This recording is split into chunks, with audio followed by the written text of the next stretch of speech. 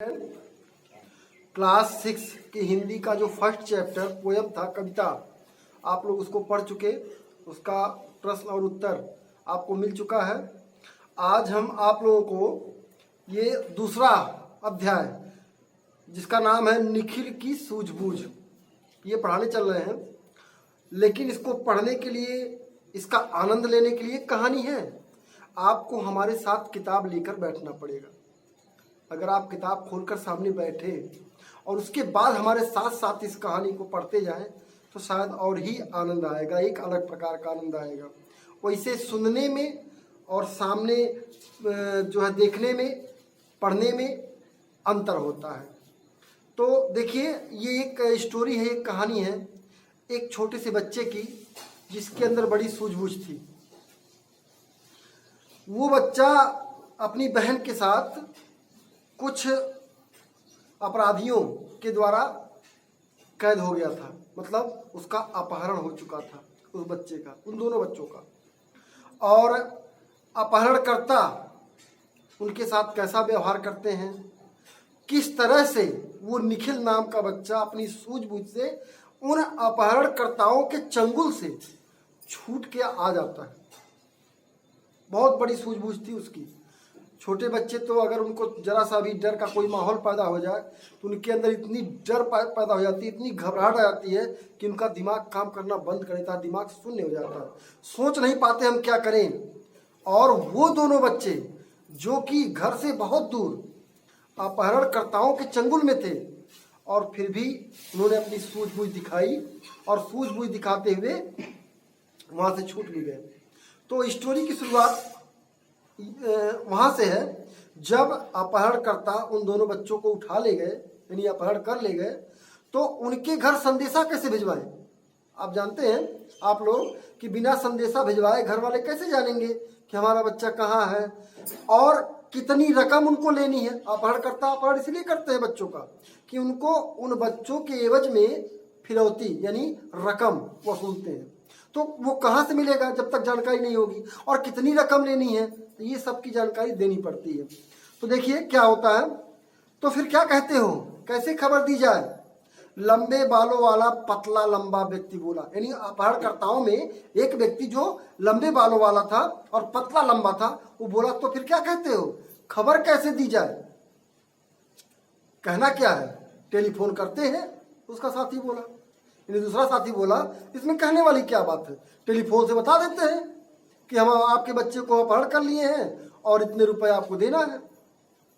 तो देखिए, नहीं, इस बार हम टेलीफोन नहीं करेंगे। यह कौन बोला इस वाक्य को, यह उन सबका मुखिया था, वो बोला नहीं, इस बार हम टेलीफोन नहीं करेंगे। क्यों, इस बार चौथे साथी ने पूछा। चौथे साथी ने पूछा क्यों नहीं करेंगे, अगर टेलीफोन नहीं करेंगे तो कैसे पता चलेगा कि हमको कितनी रकम लेनी है, हम बच्चों कहाँ रखे हैं, कैसे रखते हैं। तो अब आगे देखिए क्या हुआ। पिछली बार की बात याद करो, मुखिया बोल रहा है, पिछली बार की बात याद करो, इसी टेलीफोन के कारण पुलिस को सब पता चल गया था। मुखिया ने चेताया कि टेलीफोन के कारण ही हम लोग पिछली बार जो है धोखा खा गए थे। तो फिर क्या करना है तुम ही बताओ। इस बार तीनों एक साथ बोले, मुखिया को छोड़कर बाकी तीनों बोले कि अब तुम ही बताओ क्या करना है, कैसे क्या किया जाए। इस बार हम फिरौती के लिए चिट्ठी भेजेंगे।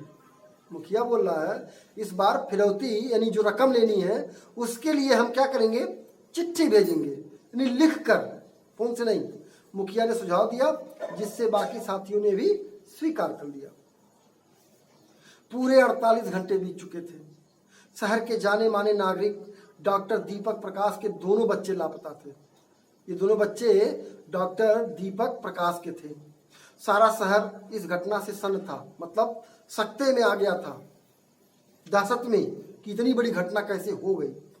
अखबारों में यह खबर सुर्खियों में थी और ये खबर अखबारों में मोटी हेडिंग में चल रही थी, ऊपर सबसे मोटी हेडिंग में कि जाने माने नागरिक डॉक्टर दीपक प्रकाश के दोनों बच्चे लापता।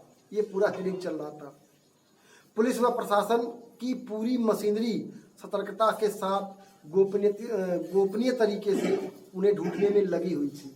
मतलब पुलिस भी सर्च कर रही थी छुपे तौर पर, खुलेआम नहीं, खुलेआम सर्च करती शायद और भी घटनाएं हो सकती थी, कुछ बुरा भी हो सकता था। इसलिए पुलिस जो है छिपे तौर पर सुराग लगा रही थी, पर कोई सुराग नहीं मिल पा रहा था।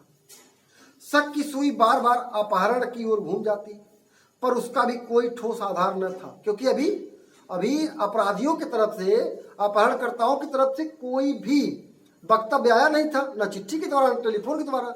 तो लोग ये नहीं समझ पा रहे थे कि बच्चे गए कहाँ, कहीं डूब गए या कहीं एक्सीडेंट हो गया या किसी ने अपहरण कर लिया। लेकिन पुलिस की जो शक की सुई थी वो अपहरण की तरफ ही चल रही थी, लेकिन कोई ठोस सबूत नहीं मिल रहा था कि अपहरण ही हुआ है या दोनों बच्चे कहीं छुप गए हो। तमाम बातें बन सकती हैं। आगे देखिए, फिरौती वसूलने के लिए अभी तक कोई संदेश भी नहीं मिला था, न कोई खत न कोई फोन। हम आपको पहले बता चुके हैं। परिवार वाले बेहद चिंतित थे और डॉक्टर प्रकाश की पत्नी तो लगभग बेहोशी की हालत में थी, क्योंकि उन दोनों बच्चों की माँ थी। आपको पता है कि जो है वो मतलब उनका हृदय, जो माँ होती हैं उनका हृदय बड़ा ही कमजोर होता है। अगर उनके बच्चों को जरा सा भी ठेस आ जाए, जरा सा भी कष्ट हो जाए, तो वो उनको इतना कष्ट होता है कि उनसे पहले वही जो है बीमार पड़ जाती है, बेहोश हो गई थी। ये उनकी दोनों बच्चों की माँ जो है वो बिल्कुल बेहोश हो गई थी। उधर 12 वर्षीय निखिल एवं 8 वर्षीय निकिता घर से दूर उन चारों अपहरणकर्ताओं के साथ दहशत के साए में पूरे 2 दिन बिता चुके थे। यानी बच्चे 2 दिन उन अपहरणकर्ताओं के चंगुल में रह चुके थे। शुरू में निखिल एकदम सख्ते की हालत में था, बच्चा था भाई। आप ही लोगों को अगर कोई जबरदस्ती कहीं कैद कर ले तो दहशत में आ जाएंगे, डर में पैदा हो जाएंगे आपके अंदर। शुरू में निखिल जो है एकदम सख्ते की हालत में था और नन्ही निकिता धारो धार रोती रही थी। वो कुछ नहीं कर पा रही थी, कुछ सोच नहीं पा रही थी, सिर्फ रो रही थी कि हमें अपने घर जाना है, अपने मम्मी के पास जाना है, अपने पापा के पास जाना है। लेकिन वहां उनकी कोई सुनने वाला नहीं था। पर इधर कुछ समय से निखिल को बड़ा होने की वजह से न केवल अपने आप को संभाला था, बल्कि बड़ी समझदारी से निकिता को भी ढाढ़स बधा रहा था। लेकिन निखिल जो बड़ा था, 12 वर्षीय था, तो 2 दिन बीतने के बाद उसके अंदर थोड़ी सी हिम्मत आई और उसी हिम्मत के कारण वह अपने आप को संभाल लिया। मतलब अब वो रो नहीं रहा था, न तो उसके अंदर डर का जो है माहौल था, और अपनी बहन को भी समझा रहा था, एक हिम्मत दे रहा था अंदर से कि शांत रहो, कुछ ना कुछ होएगा।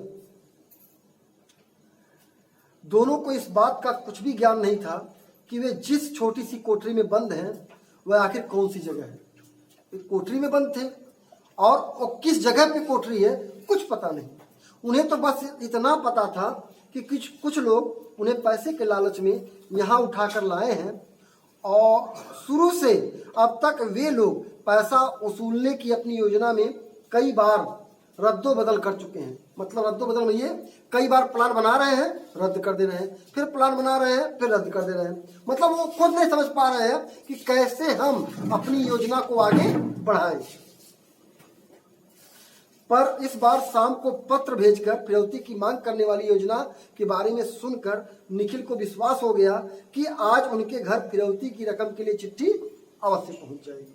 मतलब जब उनका लास्ट निर्णय निखिल अपने कानों से सुन लिया कि वो लोग इस बार चिट्ठी लिख करके घर वालों को फिरौती की रकम की जानकारी देंगे, तो निश्चित हो गया कि अब आज शाम तक हमारे घर पे लोगों को जानकारी मिल जाएगी कि हम लोग अपहरणकर्ताओं के चंगुल में हैं। संकट के समय धैर्य होकर घबरा जाने से नहीं, बल्कि सूझबूझ के साथ उसका हल ढूंढने से ही उससे पार पाया जा सकता है। कई बार कहा गया है, कई किताबों में लिखा होगा, संकट में कभी घबराना नहीं चाहिए, मुसीबत के समय कभी हिम्मत नहीं हारनी चाहिए, ऐसा कहा गया है।